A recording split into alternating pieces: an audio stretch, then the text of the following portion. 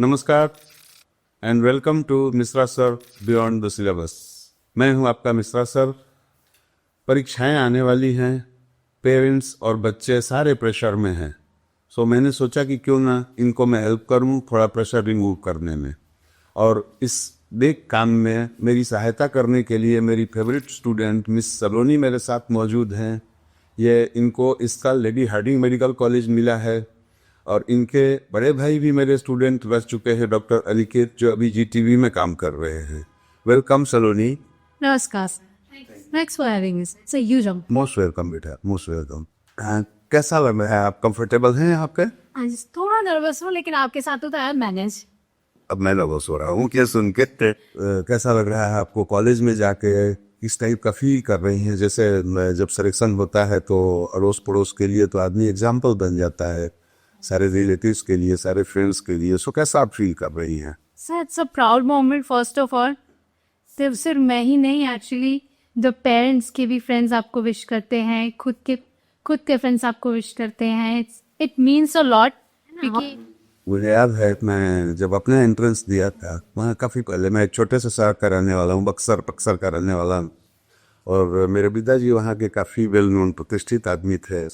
अच्छे कामों के लिए उनको लोग जानते थे और मेरे काम बिल्कुल ही उल्टे थे। स्कूल में पूरी बदमाशी करते रहना, मारपीट करना, खेलते कूदते, पढ़ाई वढ़ाई से तो कोई मतलब नहीं था।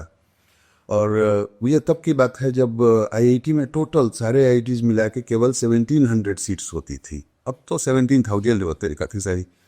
और मेरे पूरे साल से 3 या 4 हार्डली सिलेक्शंस होते थे। तो जब मेरा सिलेक्शन हुआ था उस टाइम में एक बंदा मुझे ही मेरा एग्जाम्पल दे रहा था। ही वॉज नॉट, मेरे को पहचान नहीं पा रहा था और मुझे ही मेरा एग्जाम्पल दे रहा था कि अरे मैं जानता हूँ, एक एडवोकेट हैं मिश्रा जी, उनका बेटा एक नंबर का बदमाश, उसका भी सिलेक्शन हो गया। तो मैंने बोला बताइए। तो ऐसे भी लोग होते हैं, तो मैं समझ सकता हूँ, मैं कोरिलेट कर पा रहा हूँ कि आपको कैसा लग रहा होगा अभी, कैसा महसूस रही होंगी। सोनी, आपके मन में डॉक्टर बनने की इच्छा कब से हुई थी? बचपन से या? सर नहीं, एक्चुअली ये पार्ट था 2016 से 2016, जब भैया को मेरे ड्रॉप लगते हुए बेना पर उनके भी ड्रॉप लगे थे सर। मेरा स्टूडेंट था, बोला अच्छी भाई। तभी से ना सर एक वो हुआ कि भैया कर रहे हैं इतनी मेहनत, मैं भी तो कर सकती हूँ। तब से यार एक वेब आइडिया मुझे था कि मुझे नीट ही देना है, डॉक्टर ही बनना है। अच्छा, ये आपको, आप तो इतनी अच्छी स्टूडेंट थी, आपको क्यों ड्रॉप करना पड़ा? फर्स्ट टाइम में क्यों सिलेक्शन नहीं हो पाया? सर कोई एक रीज़न नहीं है पर्टिकुलरली, थोड़ा मेरी साइड से सर थोड़ी मिस्टेक्स थी, और थोड़ा फिर 2024 में सर क्या ही हुआ नीट का आपको तो पता ही होगा। तो मैं 67 या 70 स्टूडेंट्स के 720 आउट ऑफ 720 आए थे। यस सर, बहुत सारे बच्चे थे सर, पता नहीं क्या हुआ था। तो मैं सर, वो तो एक्सटर्नल फैक्टर्स हो गए, तो मैं उन पे ये न्यूज़ मैं समझ सकता हूँ। जब भी हाई कट ऑफ जाता है जब भी, तो पढ़ने वाले बच्चों को ही नुकसान होता है। पेपर टफ है तो पढ़ने वाले बच्चों के लिए फेवरेबल होता है। हाँ जी सर, तो फिर मैं अपने में ही कमियां निकाल सकती हूँ सर, बाकी का तो मैं कुछ कह नहीं सकती। मेरे में थोड़ी मेहनत में कमी है मोडस।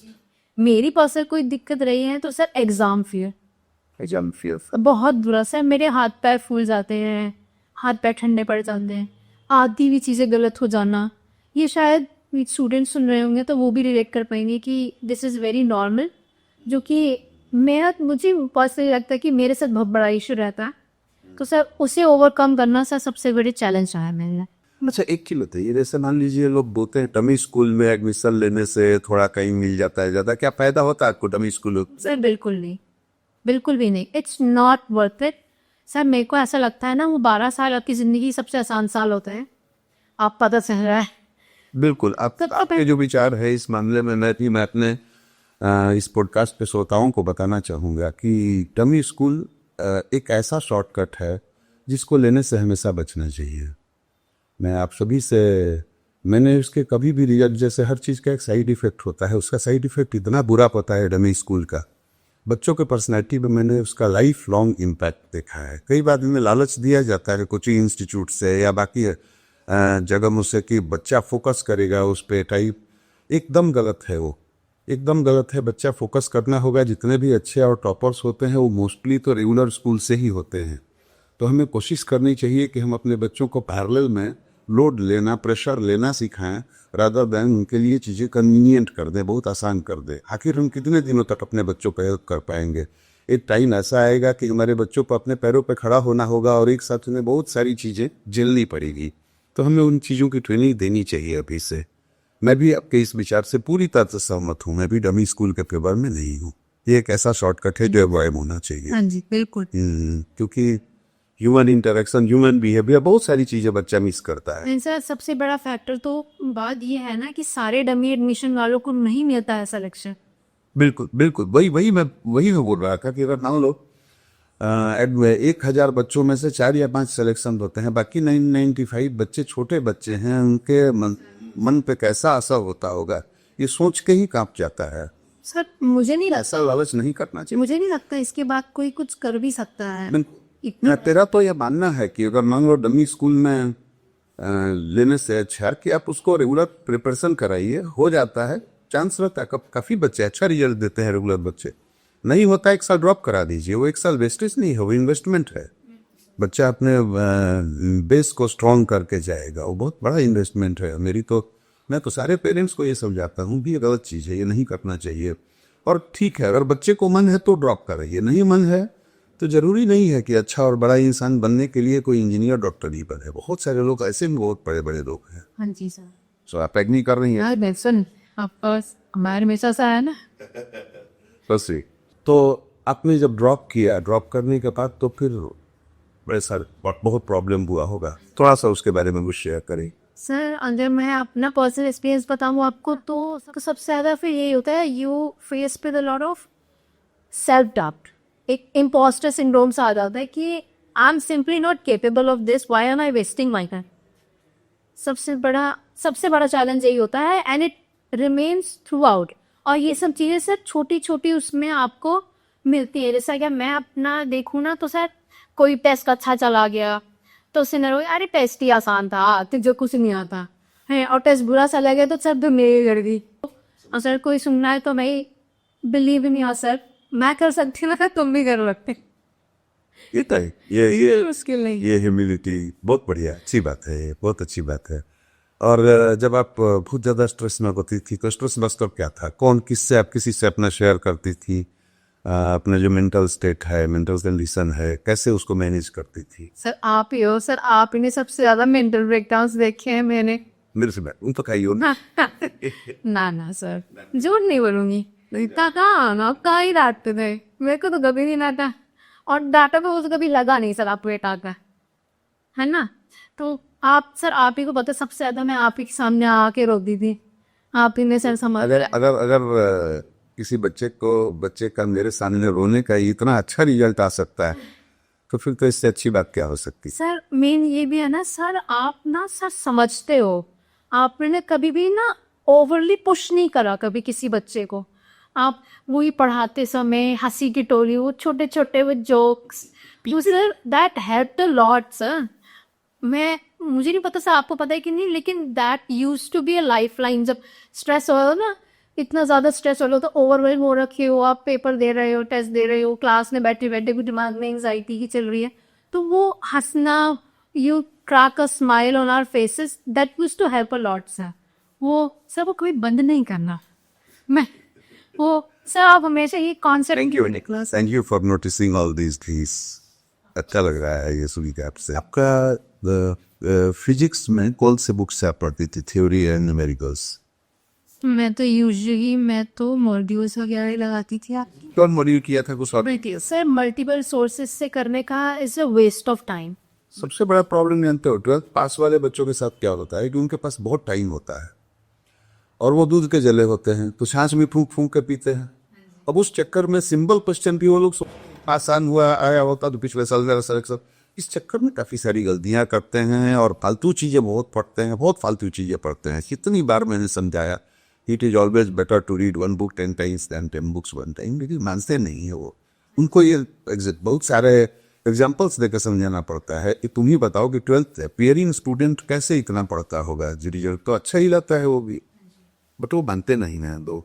बट मेरी भी सजेशन सभी लोगों से यही है कि बुक को घर पर पढ़ें, केमिस्ट्री के लिए कौन सी बुक आपने यूज करी थी? सर एनसीईआरटी में, एनसीईआरटी और बाइबल। सर ऑर्गेनिक हो या फिर इनऑर्गेनिक हो या फिर आपकी लिस्ट करो, मैंने और कोई बुक सर छुई भी नहीं है, मैं आपको सच्ची बताऊंगी, क्योंकि NCERT is more than enough. Sir आप हर बार ही पढ़ोगे ना, को हर बार कोई नई चीज़ दिख जाएगी कि हाँ ये लास्ट टाइम मिस हो गई। बिल्कुल सही। कुछ भी नया नहीं है सर, बहुत इतनी उससे पीकी हुई। फिजिकल के लिए तो कुछ क्वेश्चंस प्रैक्टिस करने पड़ते होंगे ना, फिजिकल केमिस्ट्री के। मेरे पास क्वेश्चन स्पेसिफिक कहाँ से वो प्रैक्टिस किया था? सर इसकी भी बुक्स आती हैं, ऐसी होती है। आपने किससे किया था? सर मुखर्जी। असीम मुखर्जी। हाँ जी, आर.सी. मुखर्जी। वो ग्रेट बुक सर। भारती भवन की है सर, आंसर है क्या? सर की मुझे याद नहीं, मुखर्जी याद है। वो इतनी मोटी बुक, वो इंटिमिडेटिंग बुक है, लेकिन सर एक बार अगर वो हो जाएगी ना, तो concept grasping is would be out of the box. And bio में, बायो के लिए कहाँ से पढ़ा था आपने? Sir NCERT. Is that sufficient? New NCERT book कम कर Absolutely, सर। अब सर सच्ची बताऊं तो I used to be on par with new NCERT कि उसमें क्या चल रहा है, क्या कटा है, but I used to use my old NCERT. अच्छा, मेरे पास कुछ क्वेश्चंस हैं आपके लिए और मैं सोच रहा हूँ उसको रैपिड फायर में चलेगा? Sir sir short answer. ठीक है, मैं अगली क्वेश्चन आपसे तीनों सब्जेक्ट्स में से मोस्ट फेवरेट से लीस्ट फेवरेट का ऑर्डर में अरेंज कीजिए। ओहो सर बायो, क्योंकि अब तो ले लिया है, अब तो भी। हाँ जी, तो bio definitely, then organic chemistry, then I would say physics में एटम्स एंड न्यूक्लियर वाला part, it use to do my favourite, was so interesting to me. और फिर आपका जाएगा फिजिकल केमिस्ट्री से। केमिस्ट्री में सबसे मुश्किल चैप्टर कौन सा था? डरावना। केमिस्ट्री में सबसे मुश्किल चैप्टर सर मेरे लिए वो thermodynamics and equilibrium. You hate physics because of what? Optics. Optics. And you love physics because of what? आप क्या क्या बात है? I am not kidding, I swear, मैं सही में कह रही हूँ सर। मुझे पता नहीं मैं कैसे रिएक्ट करना चाहिए, आई डोंट नो। अच्छा, नेक्स्ट क्वेश्चन इज बायो में सबसे पसंदीदा chapter human physiology entirely. And lower plant कैसे मैनेज किया था? तो बहुत इरिटेटिंग है। Physio is very annoying to be honest. So multiple revisions is the only weapon that we have. नहीं हुआ तो दोबारा पढ़ो, उसके बाद मेरा। और वो एक क्लासिफिकेशन वाला चैप्टर, वो तो पता नहीं उसमें जितने क्लास में एग्जाम्पल्स हैं उससे ज़्यादा तो फिर उसमें एक्सेप्शंस आते हैं, वो कैसे मैनेज करते हैं? I used to make a page, फर्रा कह लो सर, आप किस भी कहना, तो it wouldn't exceed more than one page, okay? तो मैं उसमें से सारे जो एग्जाम्पल्स वगैरह होते थे ना, वो सब हेडिक्स और हेडिक्स के अंदर मैं से सारे लिख देती थी, और वो पेज पाड़ के बुक के अंदर। तो अगर कभी होता था कि मुझे सिर्फ और सिर्फ एग्जाम्पल्स रिवाइज करने हैं अगर, तो वही पेज उठा दे दी, एक बार नज़र मारी। वो बहुत बढ़िया आइडिया है, बहुत ही बढ़िया आइडिया है। हाँ जी सर। अच्छा, कितने घंटे रोज पढ़ते थे?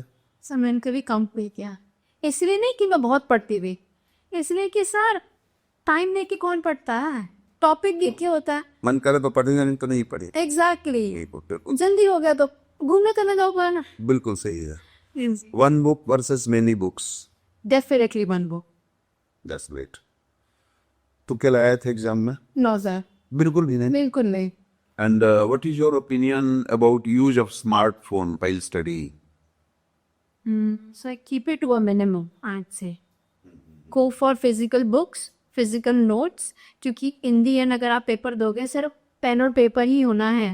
एक और चीज क्या देख रहा हूँ कि फोन होने से कोई भी क्वेश्चन में थोड़ा सा भी इनकन्वीनियंस हो रहा है, बच्चे इमीडिएटली गूगल करके उसका आंसर ढूंढ रहे हैं। एग्जैक्ट। तो हमारा जो राइटिंग कैपेबिलिटी है, जो क्वेश्चन के लिए जूझना जिसको बोलते हैं, वो बिल्कुल ही गायब हो रहा है, वो खत्म हो रहा है बच्चों। और जितना जल्दी तुमको सोल्यूशन मिलेगा उतना जल्दी उसको भूल भी जाओगी, ज्यादा टाइम तक याद नहीं रहता है। ये भी है सर। सबसे बड़ा डिस्ट्रैक्शन क्या था आपके लिए? सबसे बड़ा डिस्ट्रैक्शन था मेरी overthinking. I used to waste a lot of time overthinking कि मुझसे नहीं हो पाएगा, सबसे बड़ा ये था। और फिर सर मेरी जनरेशन की सबसे बड़ी दिक्कत तो ये है, फोन्स, कोई ना कोई मैसेज कर रहा हो, कोई दोस्त मैसेज कर रहा हो। सलोनी, अगर मान लीजिए आपको जो इस साल जो स्टूडेंट्स प्रिपेयर कर रहे हैं नीट के लिए, उनको अगर आपको सलाह देना हो तो उनको आप क्या सलाह देंगी, कैसे उनको समझाएंगी कि वो किन किन बातों का ध्यान रखें? Sir first and foremost you need to make a sustainable plan. Okay, ये 16 घंटे 18 घंटे पढ़ाई नहीं होती है। पता नहीं किसने बच्चों के दिमाग में डाल देते हैं। It's simply not possible. तुम मैथ्स टू मैथ्स 3-4 दिन कर सकते हो, उसके बाद your body will give up. Okay, so definitely go for a plan that is sustainable throughout the year. Like for an example अगर मैं अपना बताऊँ तो I used to get like 6 to 7 hours of sleep. और पढ़ाई में topic wise पढ़ना है। Make sure you have time for your leisure. जैसे कुछ भी हो सकता है, उसके अंदर आपको फ़ोन चलाना हो, किसी से बात करनी हो, है ना, तो definitely have time for this as well. और ये है सर, सबसे पहले तो ये है। मेरी भी इस मामले में एक सलाह ये है सारे बच्चों को कि एक लगातार पढ़ाई करने से क्या होता है, कई बार हम पूरा पेज फर्स्ट लाइन से लेकर लास्ट लाइन तक देख गए और पेजे में कुछ नहीं घुसा, फिर दोबारा पढ़ना पड़ता है, तिबारा पढ़ना पड़ता है, क्योंकि इतना लंबे टाइम तक कंसंट्रेट करना मुश्किल होता है। एक स्ट्रेच में 35 मिनट्स तक पढ़ें, 5 मिनट्स का ब्रेक लें। वो ब्रेक जो है उसमें दिमाग में वही बातें घूमती रहती हैं। ब्रेक लंबा नहीं होना चाहिए, 5 मिनट्स मीन्स 5 मिनट्स। उसके बाद फिर 35 मिनट्स का एक पढ़ाई वाला स्लॉट लें, फिर 5 मिनट्स। तो ऐसे 3 स्लॉट्स यूज करें। ये आपका करीब करीब 2 घंटे का टाइम आता है। इस 2 घंटे के बाद आप एक बड़ा सा ब्रेक ले सकते हैं, 15 मिनट 20 मिनट, या लंच ब्रेक लेना हो, टी ब्रेक लेना हो, वो ले सकते हैं, उसमें कोई प्रॉब्लम नहीं है। बट कभी भी एक स्ट्रेच में लगातार 2 घंटे 3 घंटे पढ़ने की कोशिश नहीं करें, ज़्यादा फायदा नहीं होता है, उल्टा आप थकेंगे। हाँ, टेस्ट के टाइम में जो है वो आपको अपने आप 3 घंटे अलर्ट रखना है तो वो तो चलेगा। वो तो आप उसके लिए प्रैक्टिस करनी होगी आपको, मॉक टेस्ट की और बाकी सारी चीज़ों की। मुझे लगता है सलोनी, मैंने आपको भी ये सलाह दिया था और ये यूजफुल आओ। Absolutely sir, it use to help a lot. ये 5 मिनट्स का break is definitely a good change. आप यू फ्रेशन अप। कैसा फील हो रहा है आपको कॉलेज जाकर? बहुत अच्छा फील हो रहा है। सबसे पहले तो इट्स रियली सेटिस्फैक्टरी। सब फर्स्ट ऑफ ऑल सर एक अचीवमेंट मैं कह रही हूँ, अभी तक तो सर ज़्यादा कुछ कहा नहीं है, तो डेफिनेटली सेलेक्ट करने से बिग अचीवमेंट। नहीं, आपने ये बात ये मत कहिए कभी का कुछ करा नहीं है। आपके एज के लिए इससे बड़ा चीज कोई क्या कर सकता है? हाँ जी, बहुत बड़ा काम आपने किया है। आपने केवल अपने लिए ही नहीं, अपने सराउंडिंग के लिए, आपको आप एक एग्जाम्पल है लोगों के लिए, आपके रिलेटिव्स के लिए, आपके भाई के लिए, बाकी जितने फ्रेंड्स हैं उनके लिए, सबके लिए आप एक एग्जाम्पल है। हाँ, तो कॉलेज में जाकर कैसा लगा?